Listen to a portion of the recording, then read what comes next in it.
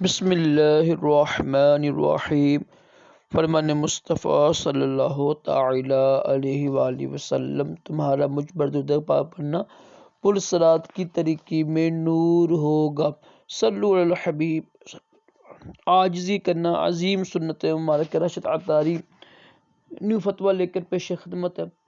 آج سنیں گے انشاءاللہ فتویٰ ایک، تو اچھی نیت کے ساتھ اس کو لائک بھی کریں، شیئر بھی کریں، چینل کو سبسکرائب کریں، انشاءاللہ علم دین سیکھنے کا موقع ملے گا۔ یہ ڈانس کو عبادت کرنے کا حکم۔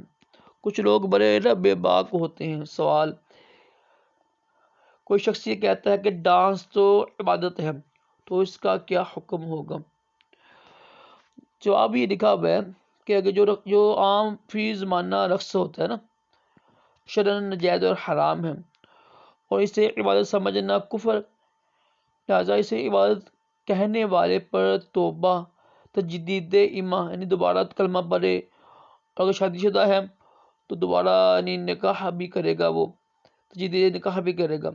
فتاوی بشری میں ہے کہ اگر رقص یہ مراد ہے نا، جو ہم جس طرح ہوتے ہیں، ناچ گانے ہوتے ہیں، تو مطلقاً ناجائز ہے، کیونکہ عورتوں کا ناچ ہوتا ہے اور سب کو پتہ ہے کہ کیا چیز ہوتی ہے، تو یہ یعنی نص قرآنی سے نا یہ حرام ہے، تو اس کو مستحب سمجھنا اور توبہ استغفار اچھا سمجھنا، یہ مباح سمجھنا، یہ صراحتاً کفر کا الزام اس کے اوپر لگے گا۔